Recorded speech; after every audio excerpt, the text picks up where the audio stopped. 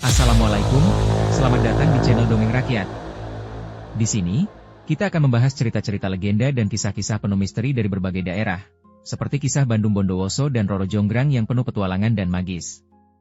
Jika kamu ingin cerita tertentu diceritakan sebagai dongeng rakyat di channel ini, atau ingin namamu menjadi tokoh dalam dongeng kami, langsung saja WhatsApp ke nomor 085815598844. Jangan lupa subscribe dan nyalakan notifikasi supaya tidak ketinggalan cerita seru lainnya. Angin musim kemarau berembus kering di atas tanah pengging. Ladang-ladang yang biasanya subur tampak layu. Burung-burung enggan berkicau, dan para petani mulai berbisik tentang pertanda buruk dari timur. Malam-malam terakhir, suara gombongan anjing dan tangis bayi bersahut-sahutan tanpa sebab. Di langit, bulan tampak pucat dan buram, seperti malu menampakkan wajahnya.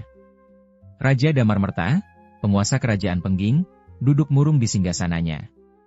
Di depannya, para penasihat berbisik cemas, melaporkan satu persatu desa yang hilang, bukan karena bencana, tapi karena pasukan gaib dari Prambanan. Desa Kembangsari tak menyisakan satupun jiwa. Paduka, lapor Mahapati Surawana, membungkuk rendah. Mereka datang seperti kabut. Tak terlihat, tapi tiba-tiba semua lenyap. Damarmerta mengepalkan tangan. Raja Boko.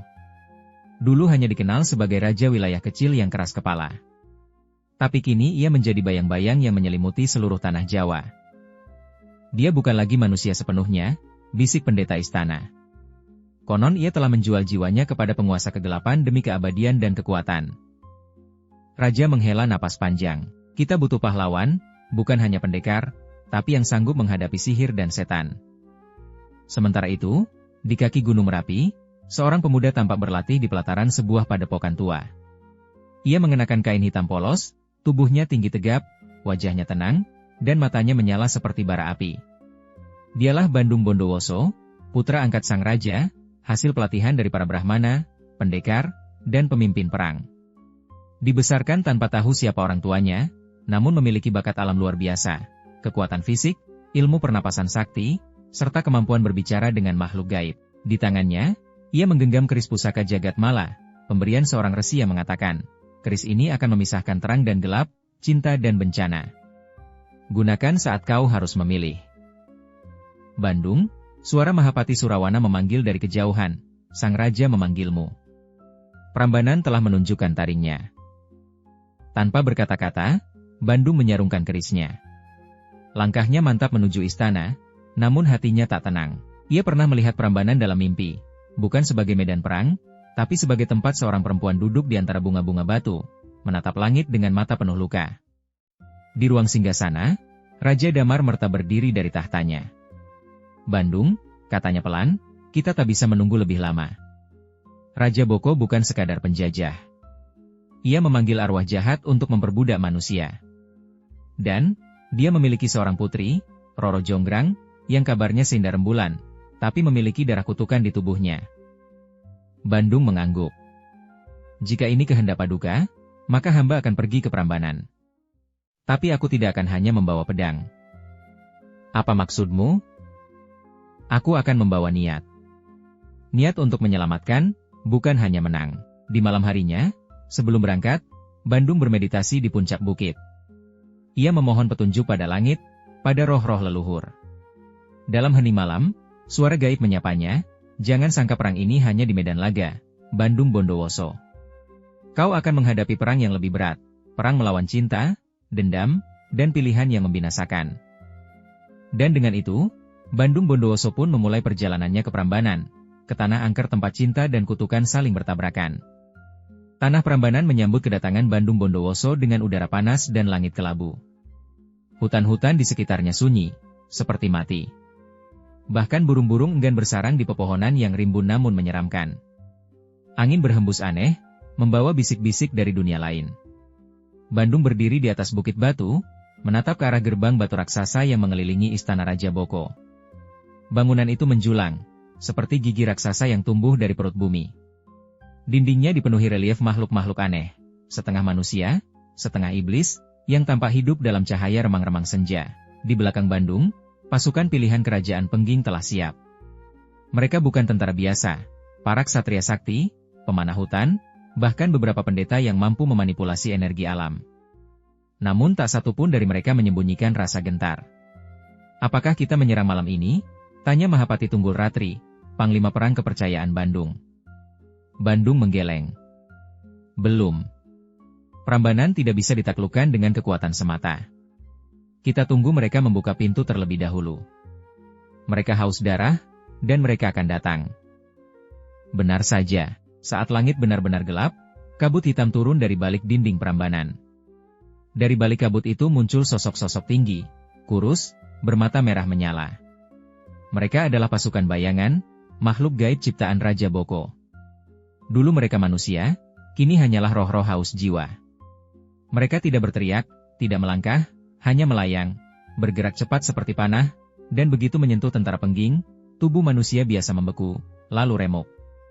Bandung menghunus keris jagat mala, dan seberkas cahaya keemasan meledak dari tubuhnya. "Semua pasukan, mundur ke formasi pusaran," teriaknya. Para pendekar Pengging membentuk formasi pertahanan dengan Bandung di pusatnya. Ia membaca mantra perlindungan warisan leluhur, dan keris jagat mala memancarkan cahaya yang membuat makhluk-makhluk gaib itu terbakar satu persatu. "Turunkan panah bersumbu.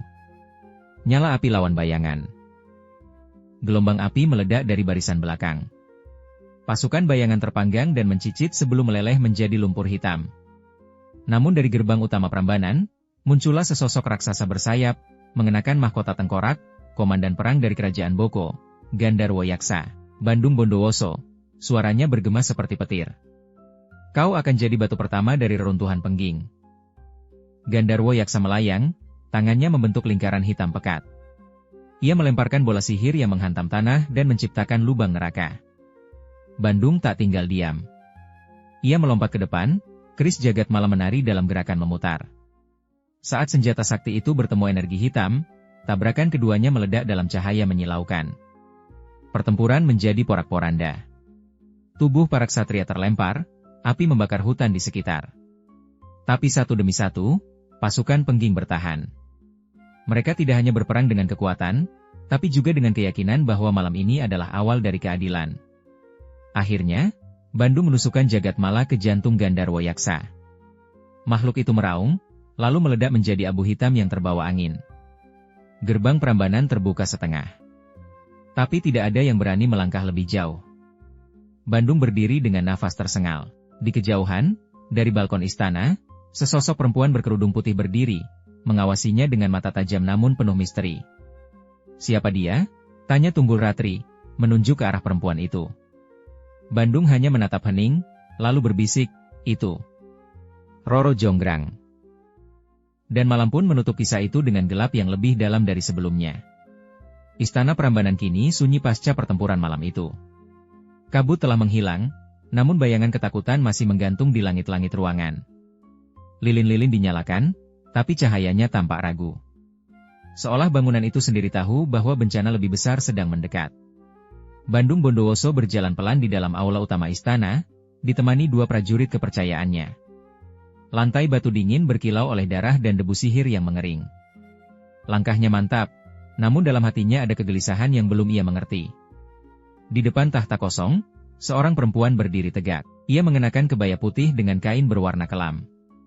Wajahnya cantik namun pucat, dengan sorot mata yang menyiratkan lebih dari sekadar kedukaan. Inilah dia, Roro Jonggrang, putri tunggal Raja Boko. Bandung berhenti beberapa langkah dari hadapannya. "Ratu Prambanan," ucap Bandung datar, meski dadanya berdebar. Roro Jonggrang menatapnya. "Putri dari yang kau bunuh, kau maksud?" jawabnya tajam, namun suaranya tetap tenang seperti air danau. "Raja Boko menindas rakyatku. Ia mengirim iblis, bukan tentara. Dan kau membunuhnya demi keadilan? Atau demi ambisi?" Roro Jonggrang melangkah maju. Mereka yang membawa senjata selalu menyebut diri mereka penyelamat. Bandung terdiam. Perempuan ini bukan gadis biasa. Ada luka yang dalam, tapi tersembunyi dalam kecerdasan dan keberanian. "Aku datang untuk menyelamatkan rakyat Prambanan juga. Kau tahu itu, jauh di hatimu." Roro Jonggrang menunduk sejenak. "Rakyatku memanggilku, Putri Batu. Bukan karena tubuhku dingin, tapi karena aku telah belajar menjadi keras setelah semua yang hilang." Senyap sesaat. Bandung mendekat satu langkah. Kenapa kau tidak melarikan diri? Saat istana diserbu, kau bisa pergi. Roro Jonggrang tersenyum tipis. Karena aku bukan boneka ayahku. Aku punya dendam sendiri, dan rahasia yang belum terungkap. Malam itu, Bandung tinggal di ruang dalam istana. Ia mencoba beristirahat, tapi pikirannya dipenuhi bayangan sang putri. Ada sesuatu dalam sorot matanya, sebuah keteguhan yang lahir dari kehilangan. Ia merasakan keterikatan yang aneh, campuran simpati dan ketertarikan. Di sisi lain, Roro Jonggrang berdiri di balkon istananya. Dari sana ia menatap gerbang yang mulai dipenuhi prajurit pengging. Matanya sembab, tapi ia tak menangis. Di tangannya, ia menggenggam kalung milik ibunya, satu-satunya peninggalan yang tersisa sejak sang ibu lenyap secara misterius bertahun-tahun lalu. Dalam batinnya, ia berbisik, ayah telah mati. Tapi warisan gelapnya masih hidup, dan aku akan melindungi tanah ini, meski harus berbohong, menipu, bahkan mengkhianati. Dan di langit malam, dua bintang saling mendekat. Tak tahu apakah akan saling menyinari, atau saling membakar. Fajar menyinari reruntuhan pertempuran di Prambanan. Rakyat mulai kembali dari persembunyian, berjalan perlahan seperti mayat hidup yang baru bangkit. Mereka tidak tahu harus bersedih atau bersyukur. Raja mereka telah gugur, namun penjajah dari pengging kini berkuasa. Di tengah suasana genting itu, satu kabar menyebar lebih cepat dari cahaya pagi. Bandung Bondowoso melamar Roro Jonggrang. Kabar itu mengejutkan seluruh istana. Para pengawal berbisik tidak percaya, para pendeta menatap langit penuh tanya. Apakah ini takdir atau kelicikan? Di dalam balairung istana, Bandung berdiri tegak di hadapan sang putri. Ia tidak membawa emas, tidak membawa mahkota. Hanya satu hal ia bawa, keyakinan. Roro Jonggrang, ucapnya perlahan, aku tidak hanya ingin menguasai tanah ini. Aku ingin bersanding denganmu. Bukan karena kemenangan, tapi karena aku melihat cahaya dalam gelap matamu. Sang putri menatapnya dalam-dalam. Sejenak matanya berkaca, namun ia menyembunyikannya dengan angkuh. Ia tahu, di balik cinta Bandung ada kekuatan besar. Dan di balik tawaran itu, ada kesempatan. Aku akan menerima lamaranmu, katanya. Bandung tersenyum, namun, lanjutnya tajam, dengan satu syarat. Sebutkan. Bangunlah untukku 1000 candi dalam satu malam. Jika kau mampu, aku akan menjadi milikmu. Jika tidak, maka anggap lamaranmu hanyalah angin yang lewat. Semua yang mendengar terdiam. Syarat itu mustahil. Bahkan seluruh kerajaan tidak mampu membangun 1000 candi dalam setahun. Namun Bandung Bondowoso mengangguk mantap. Aku terima syaratmu. Malam itu, Bandung melakukan semadi di hutan dekat Prambanan. Ia membakar dupa dari akar pohon jati, membaca mantra leluhur. Lalu, dari balik bayang-bayang pohon, makhluk-makhluk halus bermunculan, pasukan jin dan lelembut yang tunduk padanya. Tuanku memanggil kami, ucap salah satu makhluk berjubah hitam dengan suara bergetar. Aku minta bantuanmu. Kita bangun 1000 candi sebelum fajar. Para makhluk itu membungkuk. Kami akan patuh. Tapi jika syarat ini dilanggar oleh manusia, hukumannya akan abadi. Bandung hanya mengangguk. Ia percaya pada kata-kata Roro Jonggrang. Sementara itu, di dalam istana, sang putri tidak tidur. Ia memanggil Nyi Sumbi, pelayan tua kepercayaannya, dan Ki Lurah Bajul, dukun istana yang masih setia pada Raja Boko. Kita tidak bisa membiarkan dia menyelesaikan tugas itu, ucap Roro Jonggrang lirih. Benar, Gusti. Jika ia berhasil, Prambanan akan jatuh dalam cengkeraman pengging sepenuhnya, sahut Nyi Sumbi. Apa rencanamu, Putri? Tanya Ki Bajul. Kita buat mereka berpikir fajar sudah datang. Siapkan lesung dan alu. Nyalakan api unggun besar, dan suruh semua pelayan memukul padi seperti menjelang pagi. Ki Bajul menyeringai. Cerdik sekali. Dewa-dewa pun akan tertipu. Roro Jonggrang menatap langit. Dalam hatinya, ia bimbang. Bandung memang musuh, tapi juga satu-satunya orang yang membuat hatinya bergetar lagi setelah bertahun-tahun mati rasa. Namun ia tahu, pengkhianatan harus dilakukan, demi tanah kelahirannya. Di tengah malam, para makhluk halus bekerja dengan kecepatan luar biasa. Candi demi candi berdiri dari tanah dalam sekejap. Bandung memimpin dari atas bukit, Matanya menyala terang oleh energi keris jagat mala.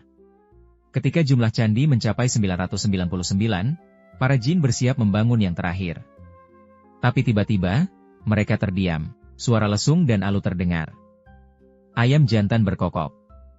Api unggun menyala. Langit tampak memerah. Fajar telah tiba, jerit salah satu jin. Kami tidak bisa melanjutkan. Mereka lenyap seperti kabut. Bandung berdiri kaku. Langit masih gelap, tapi aroma pagi tercium jelas. Ia tahu, ia telah ditipu. Ketika pagi benar-benar datang, Bandung mendatangi istana. Ia menemukan Roro Jonggrang duduk tenang di balairung. 999 candi telah selesai. Tapi kau gagal memenuhi syarat. Maka, lamaranmu gugur, katanya dengan nada datar. Bandung menatapnya. Kau memalsukan pagi. Kau mengkhianatiku. Aku hanya mempertahankan tanah ini. Seperti yang akan dilakukan siapapun. Bandung memejamkan mata. Amarah, kecewa, dan luka bercampur dalam jiwanya. Ia mengangkat tangan, dan keris jagat mala bersinar. Jika kau menolak menjadi istriku, maka kau akan menjadi bagian dari 1000 candi itu sendiri. Roro Jonggrang tak sempat melarikan diri. Dalam sekejap, tubuhnya berubah kaku. Kulitnya menjadi batu, wajahnya tetap cantik, namun abadi dalam keheningan. Candi terakhir telah lengkap. Candi ke-1000 adalah Roro Jonggrang sendiri. Malam turun kembali di Prambanan, tapi bukan malam yang biasa. Hutan di sekitar candi menjadi lebih sunyi, dan udara mengandung rasa dingin yang menusuk sampai ke tulang. Para penjaga istana merasa gelisah. Mereka melihat bayangan perempuan berjubah putih berdiri di antara bangunan batu. Diam, tak bergerak, tapi juga hidup. Di dalam aula kecil di balik candi utama, Nyi Sumbi menyalakan dupa kemenyan. Bersama Ki Bajul dan beberapa pelayan tua, ia memanggil arwah sang putri dengan mantra Jawa kuno yang diwariskan turun-temurun. Duh arwah Roro Jonggrang, putri Prambanan, jika kau masih ada di antara dunia dan akhirat, datangi kami malam ini. Api dupa berkedip. Cermin di sudut ruangan berembun, dan dari baliknya, muncul wajah Roro Jonggrang, pucat, namun bercahaya lembut. Aku tidak tenang, bisik suara yang datang dari dalam asap. Jiwaku terperangkap di tubuh batu. Nyi Sumbi menggenggam tangannya sendiri, menahan air mata. Maafkan kami, Gusti. Kami tidak bermaksud mencelakanmu. Bandung Bondowoso marah, dan kutukannya nyata. Tapi hatinya belum benar-benar menutup. Masih ada satu jalan. Jalan apa? Tanya Ki Bajul. Jika dia bersedia datang sendiri, dan mematahkan kutukannya, jiwaku bisa bebas. Tapi jika tidak, maka aku akan terus berdiri di antara 1000 candi ini. Menunggu, selamanya. Sementara itu, Bandung Bondowoso menyendiri di pelataran hutan. Ia duduk di bawah pohon beringin tua, memandangi candi dari kejauhan. Malam itu, wajah Roro Jonggrang terus muncul dalam pikirannya, bukan sebagai pengkhianat, tapi sebagai perempuan tangguh yang mencoba melindungi negerinya. Tunggul Ratri, panglima setianya, mendekat perlahan. Prajurit kami menyusun kembali barisan. Prambanan kini berada di tangan kita. Tapi kenapa wajahmu seperti langit mendung, tuanku? Bandung tak menjawab. Ia mencabut jagat mala dan menusukkannya ke tanah, lalu berbisik, aku mencintainya. Tunggul Ratri mengerutkan dahi. Cinta itu menuntut pengorbanan, lanjut Bandung. Dan aku hanya memberi kutukan. 3 malam setelah kejadian itu, datang seorang pertapa dari Gunung Merapi. Namanya Empu Lanang Jagat, seorang resi sakti yang dikenal bisa berbicara dengan arwah. Ia mendatangi Bandung tanpa izin, lalu berkata tegas, arwah sang putri tidak tenang. Jika kau biarkan, tanah ini akan dihantui. Jiwa-jiwa tidak akan bisa lahir kembali. Bandung menatap sang empu. Aku tidak bisa mengubah kutukanku. Bisa, jawab Empu Lanang. Jika cinta itu benar adanya, maka kutukan bisa jadi jembatan. Kau hanya harus datang ke Candi Sewu pada malam purnama, dan menatap matanya sekali lagi. Bandung terdiam. Apa risikonya? Jika ia benar-benar membencimu, kau akan terperangkap bersamanya dalam dunia bayangan. Tapi jika ia masih menyimpan cinta, maka kalian berdua akan bebas. Bandung menatap langit malam. Bulan purnama tinggal 2 hari lagi. Dalam hatinya, ia tahu, ini bukan hanya tentang cinta. Ini tentang penebusan. Tentang melawan bayangan dalam diri sendiri. Dan ia pun bersiap, menuju candi terakhir tempat cinta dan kutukan bertemu. Cahaya purnama menumpahkan sinar keperakan ke seluruh dataran Prambanan. Angin malam berhembus pelan, membawa bisikan kuno dari pepohonan. Warga desa menutup pintu dan jendela lebih awal malam itu. Mereka tahu, sesuatu yang tak kasat mata sedang bangkit di Candi Sewu. Bandung Bondowoso melangkah sendiri menuju candi itu. Tanpa penjaga, tanpa senjata, tanpa jubah kebesaran. Hanya mengenakan pakaian putih sederhana dan kalung dari kayu cendana, pemberian ibunya, dahulu kala. Di tangannya, ia menggenggam setangkai melati, bunga kesukaan Roro Jonggrang. Candi Sewu berdiri angkuh dan agung, tapi malam itu, bentuknya berubah. Batu-batunya tampak bernafas. Gerbang utama menyala redup, seolah menunggu. Bandung berdiri di depan gerbang dan berucap, "Aku datang, bukan sebagai penakluk, tapi sebagai lelaki yang ingin menebus dosanya." Tiba-tiba, angin berhenti. Segalanya sunyi. Tanah di bawah kakinya berguncang pelan, dan gerbang candi terbuka dengan sendirinya, mengundangnya masuk. Di dalam, suasana berubah drastis. Ruang yang seharusnya sempit menjadi luas tanpa batas. Dinding candi lenyap, digantikan kabut kelabu. Suara perempuan menangis menggema di segala arah. Lalu dari tengah kabut itu, muncullah sosok Roro Jonggrang. Namun ia bukan lagi perempuan cantik seperti dulu. Wajahnya pucat transparan, matanya seperti sumur gelap tanpa dasar. Gaunnya berkibar, tapi tubuhnya tak menyentuh tanah. "Kenapa kau datang?" tanyanya, suaranya seperti gema dari dasar sumur tua. Bandung melangkah pelan mendekat. "Karena aku ingin kau bebas. Karena aku salah. Dan, karena aku mencintaimu." Roro Jonggrang menatapnya. Seketika, kabut berubah menjadi badai. Wajahnya menegang. "Cinta? Cinta dari seorang yang mengutukku menjadi batu? Cinta dari seorang penakluk?" "Ya," jawab Bandung tanpa ragu. "Cinta dari seorang manusia yang bodoh karena terlalu percaya pada kekuasaan. Tapi aku ingin memperbaikinya." Arwah Roro Jonggrang melayang lebih dekat. Tangannya yang dingin menyentuh dada Bandung. Jantungnya berdebar keras, bukan karena takut, tapi karena luka yang lama akhirnya disentuh kembali. "Kalau begitu," ucap sang arwah pelan, "buktikan." Tiba-tiba dari balik kabut, muncul bayangan dirinya sendiri, wujud Bandung Bondowoso yang gelap, yang penuh amarah dan kesombongan. Wujud itu menyerang Bandung tanpa peringatan. Kedua sosok itu bertarung di dalam candi bayangan, menggunakan kekuatan sihir dan senjata batin. Bukan untuk saling membunuh, tapi untuk memisahkan cinta dari kesombongan, keberanian dari ego. Roro Jonggrang menatap keduanya. Ia tahu, jika Bandung mampu mengalahkan sisi gelapnya, maka kutukan akan patah. Dan akhirnya, Bandung menusukkan jagat mala ke dadanya sendiri, bukan ke bayangan, tapi ke tubuhnya sendiri. "Aku serahkan seluruh kekuatanku, agar kau bebas." Cahaya terang meledak dari tubuhnya. Roro Jonggrang menjerit, bukan karena kesakitan, tapi karena jiwanya perlahan tercerabut dari kutukan. Bayangannya menghilang.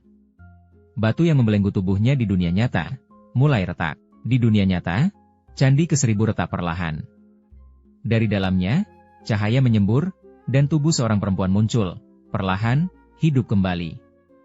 Bandung jatuh tersungkur di altar Candi Sewu. Tubuhnya lemah, tapi senyuman tergambar di wajahnya. Di hadapannya, kini berdiri Roro Jonggrang yang sejati, bukan roh, bukan bayang-bayang, tapi perempuan hidup, dengan air mata di matanya. "Kau gila?" bisiknya pelan. "Tapi, hanya orang yang benar-benar mencintaiku yang mau mati demi aku." Bandung tersenyum. "Kalau begitu, izinkan aku mencintaimu sekali lagi. Kali ini, sebagai manusia." Dan mereka pun berpelukan di bawah cahaya purnama, di antara candi-candi yang kini sunyi, tapi tak lagi terkutuk. Pagi menyambut Prambanan dengan warna baru. Burung-burung kembali berkicau, dan udara tak lagi pekat oleh kutukan. Namun di balik keindahan itu, kegelisahan merayap diam-diam. Kabar tentang kebangkitan Roro Jonggrang menyebar secepat api menjilat ilalang. Sebagian rakyat bersyukur, melihatnya sebagai keajaiban. Tapi sebagian lain, terutama para bangsawan dan mantan pengikut Raja Boko, menyebutnya sebagai tanda bahwa kegelapan belum pergi sepenuhnya. Di dalam istana, Bandung duduk termenung. Tubuhnya masih lemah setelah pertarungan di Candi Sewu. Ia menolak disembuhkan oleh ilmu sihir, dan memilih pulih secara alami. Tunggul Ratri masuk, membawa berita. "Tuanku, ada pergerakan dari kerajaan Bantarangin di timur. Mereka mendengar bahwa Prambanan sedang tanpa pemimpin yang sah. Mereka bersiap menyerang." Bandung mengangkat kepalanya. "Apakah kita masih punya pasukan?" "Pasukan kita setia, tapi jumlahnya jauh lebih sedikit dari Bantarangin. Mereka juga meragukan posisi tuanku sebagai raja." "Karena aku bukan raja yang dilantik secara sah," potong Bandung. Tunggul Ratri mengangguk. "Dan karena sebagian dari mereka belum bisa menerima Roro Jonggrang kembali hidup sebagai manusia." Di sisi lain istana, Roro Jonggrang berdiri di jendela, memandang candi-candi yang dulu menjadi penjaranya. Pelayan tua, Nyi Sumbi, datang dan mengusap air matanya. "Gusti, semua berubah. Banyak yang belum siap menerimamu kembali." "Aku tahu, Nyi. Tapi aku tak ingin jadi ratu dari kerajaan yang dibangun dari kutukan." Nyi Sumbi memegang tangannya. "Kalau begitu, bangunlah kerajaan baru bersama dia." Roro Jonggrang menoleh. "Bandung?" Nyi Sumbi tersenyum. "Dia bukan raja dari darah, tapi dia telah menebus dosanya lebih dari siapapun. Mungkin dia bukan raja di mata dunia, tapi dia raja di mata langit." Malam itu, Roro Jonggrang dan Bandung duduk bersama di pelataran candi. Angin malam lembut, seolah ikut mendengar percakapan mereka. "Ada 3 pilihan," ucap Bandung. "Aku bisa meninggalkan Prambanan. Atau aku bisa melawan Bantarangin dan merebut tahta dengan kekerasan. Atau, aku menyerahkan kekuasaan pada rakyat." Roro Jonggrang menatapnya. "Dan pilihanmu?" "Aku memilih yang keempat." "Yang keempat?" "Kita bentuk pemerintahan baru. Bukan kerajaan tunggal, tapi dewan. Rakyat, bangsawan, dan bahkan pemuka spiritual duduk bersama. Bukan hanya satu orang yang berkuasa." Roro Jonggrang tersenyum tipis. "Kau bukan hanya raja. Kau pemimpin sejati." 3 hari kemudian, Bandung Bondowoso secara resmi menyerahkan mahkota di hadapan rakyat. Ia tidak meninggalkan Prambanan, tapi menjadi penasihat utama dalam pembentukan Dewan Prambanan, pemerintahan yang dipimpin bersama oleh tokoh-tokoh terpilih dari berbagai kalangan. Roro Jonggrang pun memilih tidak menjadi ratu. Ia menjadi pelindung spiritual, penjaga keseimbangan antara dunia nyata dan dunia gaib, agar tragedi 1000 candi tak terulang. Namun, damai belum datang sepenuhnya, karena dari kejauhan, pasukan Bantarangin telah menyeberangi sungai. Mereka bukan hanya membawa pedang dan panji, tapi juga senjata sihir yang belum pernah dikenal dunia sebelumnya. Kabut pagi belum sepenuhnya terangkat saat Prambanan diguncang dentuman pertama. Langit timur menghitam, bukan karena badai, melainkan oleh barisan pasukan Bantarangin yang mengenakan zirah hitam dan menunggangi kuda berjubah merah darah. Di antara mereka, berdiri seorang perempuan dengan rambut terurai dan mahkota tulang di kepalanya. Dia Kalasrenggi, ratu sihir dari Bantarangin. Ia bukan sekadar penguasa. Ia pewaris ilmu hitam dari lereng Lawu, pernah diasingkan karena kekuatannya merusak waktu dan jiwa. Kini ia datang dengan dendam lama, menuntut wilayah yang dahulu milik leluhurnya, Prambanan. Bandung Bondowoso berdiri di atas benteng kayu, memandang barisan musuh. Wajahnya tenang, tapi matanya penuh perhitungan. Dia tidak datang untuk merebut. Dia datang untuk menghancurkan, ucapnya kepada Tunggul Ratri. "Kita kalah jumlah, tuanku." "Ya. Tapi kita tidak kalah semangat." Bandung turun dari menara dan menghampiri Roro Jonggrang yang duduk bersila di dalam lingkaran dupa dan mantra. Ia sedang memanggil kekuatan tanah, udara, dan batu, roh-roh penjaga Prambanan. Mereka menjawab, ucap Roro lirih. Tapi mereka takut akan sihir Dyah Kalasrenggi. Dia telah merusak keseimbangan alam. Bisakah kau melawannya? Jika aku sendiri, tidak. Tapi jika aku dan kau menyatu dalam mantra pelindung, mungkin bisa. Bandung mengangguk. Katakan apa yang harus kulakukan. Pertempuran pecah sebelum siang tiba. Pasukan Prambanan bertahan dengan tombak dan panah dari menara, Tapi sihir bantar angin memutarbalikan segalanya. Panah membatu di udara, prajurit tertidur selamanya dalam satu bisikan. Dia Kalasrenggi melayang di atas medan perang, melepaskan kutukan lewat nyanyiannya. Setiap nada adalah kematian. Tapi saat ia hendak menghancurkan gapura utama, muncul cahaya dari atas Candi Sewu. Bandung Bondowoso dan Roro Jonggrang berdiri di sana, tangan mereka saling menggenggam, dikelilingi pusaran cahaya kuning keemasan. Kalasrenggi, teriak Roro Jonggrang. Aku tahu sihirmu. Aku tahu jiwamu retak oleh dendam. Tapi kekuatanmu tidak berasal dari cinta. Dan itu kelemahanmu. Kalasrenggi menyeringai. Cinta? Cinta telah mengutukmu jadi batu. Dan kini kau bicara tentang cinta sebagai kekuatan? Bandung melangkah maju. Ya.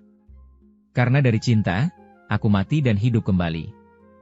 Kau tidak akan pernah mengerti, karena kau hanya tahu membenci. Kalasrenggi menjerit, lalu melemparkan bola api dari tongkat tulangnya. Tapi sebelum mengenai mereka, Roro Jonggrang dan Bandung bersatu dalam pusaran cahaya. Mantra pelindung kuno menyebar seperti gelombang, gelung jagat, pusaka mantra leluhur Jawa, menyapu sihir hitam dalam satu ledakan cahaya. Pasukan bantar angin terpental. Kalasrenggi jatuh dari udara, tubuhnya terbakar oleh cahayanya sendiri. Pertempuran berakhir saat matahari menyentuh puncak candi. Dia Kalasrenggi dibelenggu oleh roh-roh penjaga tanah, lalu dibawa ke Gunung Merapi untuk dikurung dalam kawah selama 100 tahun. Prambanan selamat. Tapi semua tahu, perang yang lebih besar mungkin menanti. Karena dunia sihir mulai terguncang, dan perbatasan antara manusia dan arwah mulai menipis. Beberapa minggu setelah kemenangan melawan bantar angin, Prambanan tampak damai di permukaan. Namun malam-malam mulai terasa lebih panjang. Angin membawa bau bunga Kamboja yang belum waktunya mekar. Dan setiap orang yang tidur, mulai bermimpi hal yang sama. Suara tangisan dari balik batu. Di desa-desa sekitar candi, warga melapor, suara langkah tanpa wujud terdengar di malam hari, binatang ternak mendadak mati tanpa luka, dan anak-anak berbicara dalam bahasa kuno saat tidur. Yang lebih mengerikan, beberapa penjaga candi mulai kerasukan, mata mereka terbalik, suara mereka berubah menjadi gaung yang menakutkan. Bandung Bondowoso memanggil para penasihat spiritual dari seluruh tanah Jawa. Namun hanya satu yang berani bicara terus terang, gerbang dunia arwah telah terbuka, Gusti. Saat dia Kalasrenggi menggunakan sihir penghancur di Tanah Suci, ia telah merobek tabir antara alam manusia dan alam lelembut. Roro Jonggrang menunduk dalam-dalam. Semua ini, salah satu akibat dari kebangkitanku. Aku bukan lagi sepenuhnya manusia, bukan pula sepenuhnya roh. Aku jembatan antara dua dunia. Lalu, kita harus menutup gerbang itu, kata Bandung dengan tegas. Satu-satunya cara untuk menutup gerbang dunia arwah adalah dengan ritual Ratri Lintang, sebuah upacara kuno yang hanya bisa dilakukan oleh mereka yang pernah menyentuh kematian. Bandung dan Roro adalah satu-satunya yang memenuhi syarat. Malam bulan mati, mereka menuju Candi Lor, tempat tertua yang diyakini sebagai simpul antara dunia manusia dan arwah. Di sana, tanah retak, dan di tengahnya terdapat lubang hitam menganga, gerbang arwah yang terbuka akibat sihir Kalasrenggi. Kalau kita masuk, ujar Roro, tidak ada jaminan bisa kembali. Bandung menatapnya lembut. Tapi jika kita tidak masuk, semua yang kita lindungi akan hancur. Mereka bergandengan tangan, lalu melangkah masuk ke dalam gerbang. Dunia arwah bukan kegelapan. Ia adalah hutan tanpa ujung, dengan pepohonan putih dan angin yang berbisik dalam bahasa jiwa. Roh-roh berkeliaran tanpa wujud, penuh luka, rindu, dan amarah. Beberapa mengenali Roro Jonggrang, mantan penghuni dunia mereka. Mereka berlutut.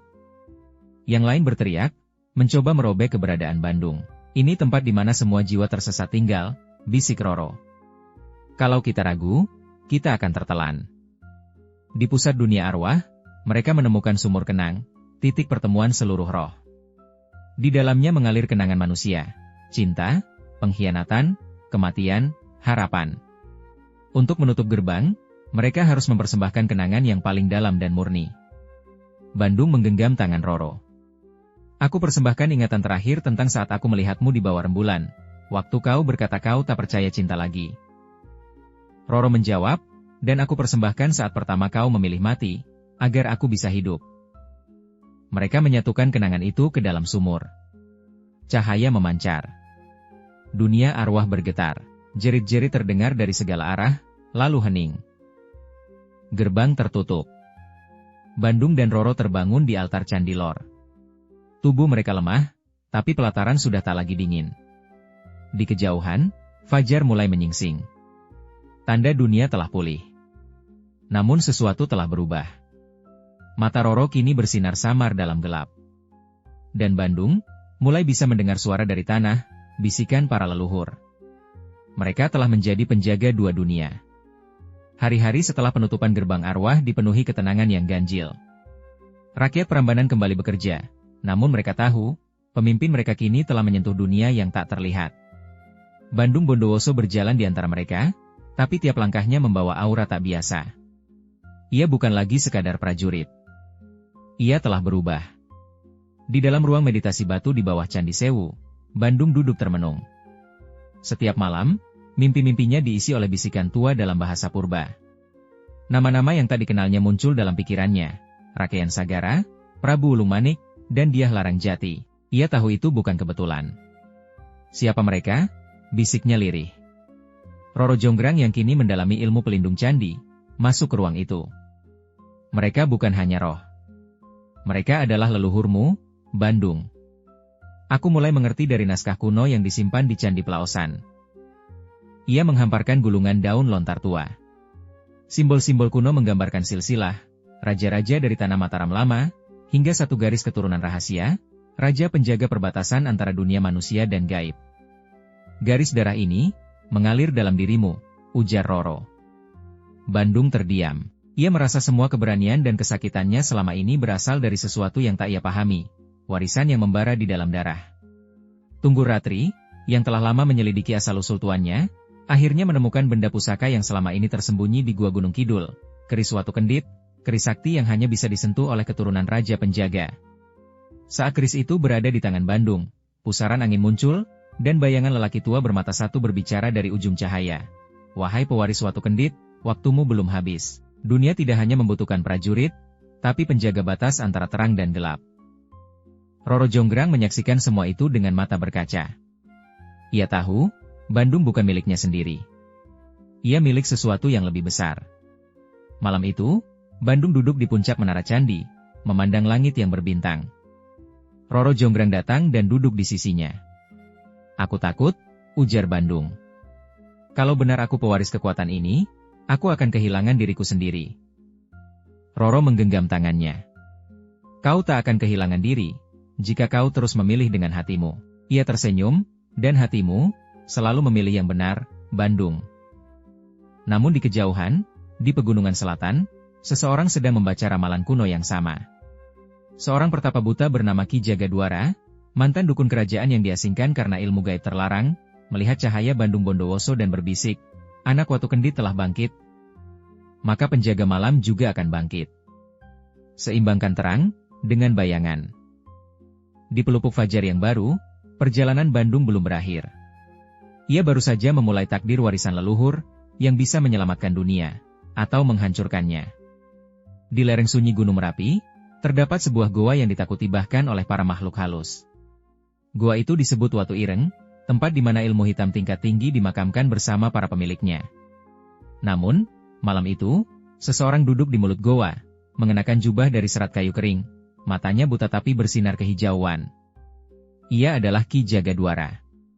Dulu, ia merupakan penasihat spiritual kerajaan Medang, namun diusir karena mencoba menyatukan roh jahat ke dalam tubuh manusia. Kini ia kembali, membaca langit dan gerak bintang, karena ia tahu satu hal, Bandung Bondowoso telah menyentuh keseimbangan semesta. Darah pewaris Watu Kendit telah bangkit, gumamnya sambil menabur abu ke tanah. Maka aku pun harus menciptakan tandingannya.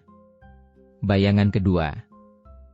Dengan mantra kuno yang hanya bisa dibaca oleh jiwa yang pernah mati, Jagadwara memanggil pantulan arwah, makhluk yang lahir dari luka, kemarahan, dan kelemahan seseorang.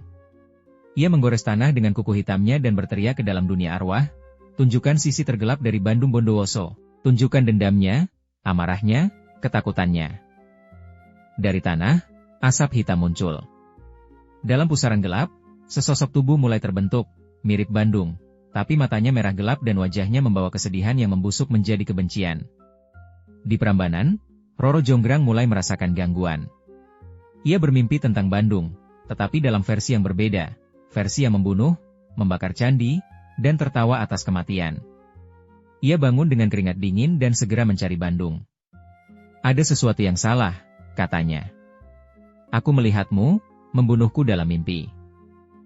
Bandung terkejut. Aku tak akan pernah, aku tahu. Tapi ini bukan tentang keinginanmu. Ini tentang bagian gelap dalam dirimu, yang ditarik keluar. Mereka mendatangi Candi Bubrah, tempat yang sejak seminggu terakhir memancarkan aura tidak stabil. Di sana, tanah menghitam. Langit terasa berat. Dan tiba-tiba, muncullah dia. Sosok itu berdiri tegak, mengenakan pakaian perang seperti Bandung, tapi kulitnya pucat dan matanya seperti bara api. Aku adalah kau, tapi bukan milikmu, katanya dengan suara seperti dua orang berbicara sekaligus. Aku adalah amarahmu yang kau kubur. Aku dendamu pada dunia. Aku adalah bayangan kedua. Pertarungan pecah. Bandung mencoba melawan, tapi setiap gerakan dari bayangannya adalah cerminan dari dirinya sendiri. Bahkan Roro Jonggrang tak bisa menembus pertarungan itu. Mantra pelindung mentalnya terpental. Ki Jagadwara muncul dari balik pepohonan. Biarkan mereka bertarung, putri.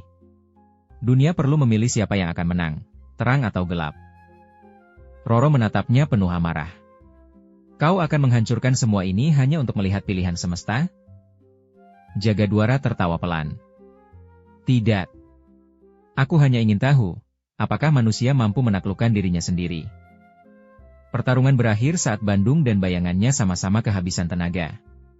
Tapi sebelum bayangan kedua menghilang, ia berbisik pada Bandung. Kau bisa menang dariku hari ini, tapi kau tidak bisa melupakan aku. Aku akan selalu ada, di dalam darahmu. Bayangan itu lenyap, namun aura gelapnya masih tertinggal. Dan Bandung tahu, ini bukan akhir dari pertarungan. Ini adalah awal dari perang di dalam jiwanya sendiri. Setelah pertarungan melawan bayangan kedua, Bandung Bondowoso berubah. Ia menjadi lebih pendiam, sering menyendiri di puncak-puncak candi. Tatapannya kosong, pikirannya berkecamuk. Ia tidak tidur selama berhari-hari, dan saat tertidur pun, ia bermimpi diburu oleh dirinya sendiri. Roro Jonggrang melihat perubahan itu dan tahu bahwa pengaruh Ki Jagadwara belum sepenuhnya hilang. Tapi lebih dari itu, bayangan kedua meninggalkan luka di jiwa Bandung yang tak bisa disembuhkan dengan mantra atau kekuatan biasa. Atas saran sesepuh keraton, Roro Jonggrang menempuh perjalanan ke selatan, ke laut yang tak pernah tenang, untuk mencari satu-satunya entitas yang mungkin dapat membantu. Nyai Rara Kidul, Ratu Pantai Selatan, penguasa gaib yang dikenal mampu menyeimbangkan dunia batin dan nyata. Malam itu, dengan mengenakan kain hijau laut dan membawa sesajen bunga 7 rupa, Roro berdiri di tepi pantai Parangtritis. Ombak mengamuk seperti menyambut kehadirannya. Ia memejamkan mata, lalu memanggil dengan suara hati, "Wahai Ratu dari Samudra, aku datang bukan sebagai manusia biasa, aku datang sebagai jiwa yang patah. Bantu aku menyelamatkan seseorang, yang mulai kehilangan dirinya." Angin berhenti. Ombak membeku. Dan dari air yang membelah, muncullah perempuan dengan gaun hijau berkilauan dan rambut panjang menjuntai seperti arus. Nyai Rara Kidul. Aku tahu siapa yang kau cari, kata sang ratu. Suaranya dalam dan bergema. Bandung Bondowoso telah membuka gerbang yang tak bisa ditutup sepenuhnya. Bayangan dalam dirinya akan selalu mencoba mengambil alih. Aku tidak ingin kehilangannya, kata Roro lirih. Ia bertarung terlalu keras untuk semua ini. Ratu Laut tersenyum samar. Maka biarkan dia menatap wajahnya sendiri. Dari lautan, Ratu mengeluarkan sebuah cermin berbingkai sisik perak. Cermin ini disebut cermin Kamandaka, cermin yang menunjukkan bayangan terdalam dari jiwa seseorang. Tapi hanya bisa digunakan oleh orang yang dicintai jiwa itu, untuk menuntunnya kembali. Bawa cermin ini padanya, ujar Ratu, dan temukan tempat yang sunyi, di mana antara jiwa dan raga bisa bersatu. Roro Jonggrang kembali ke Prambanan dan membawa Bandung ke puncak Candi Sewu, tempat paling tinggi dan sepi di antara ribuan bangunan batu. Di sana, saat rembulan penuh menggantung, ia memintanya duduk di hadapan cermin. Lihat ke dalam, Bandung, katanya lembut. Bandung menatap cermin. Awalnya ia hanya melihat dirinya sendiri. Tapi perlahan, bayangan lain muncul. Dirinya, dengan mata penuh amarah, dengan tangan berlumur darah. Dirinya yang ingin membakar, menghancurkan, dan berkuasa. Aku, bukan dia, desah Bandung. Tapi dia adalah bagian darimu, jawab Roro. Dan kau harus menerima itu, bukan menolaknya. Hanya dengan menerima, kau bisa menjadi utuh kembali. Bandung menggenggam cermin itu. Tubuhnya bergetar, dan dari dalam dadanya muncul jeritan, seolah ada dua Bandung yang saling bertarung untuk keluar. Namun, di tengah kekacauan itu, ia mendengar suara Roro Jonggrang, tenang, lembut, penuh keyakinan.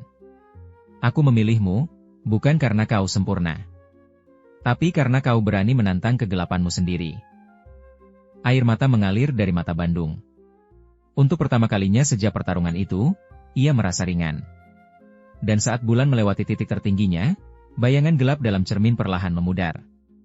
Cermin retak, lalu hancur menjadi debu, dan Bandung Bondowoso akhirnya kembali utuh. Ki Jagadwara duduk termenung di gua gelap Watu Ireng. Tubuhnya yang sudah tua namun penuh energi gelap memancarkan aura menakutkan. Kekalahan bayangan kedua bukan akhir dari rencananya. Ia sadar kekuatan itu hanya sekadar bayangan kecil dari sesuatu yang jauh lebih dahsyat. Dengan tangan gemetar, Jagadwara menggenggam sebuah batu hitam berbentuk lingkaran, permukaannya berkilau seperti kaca malam.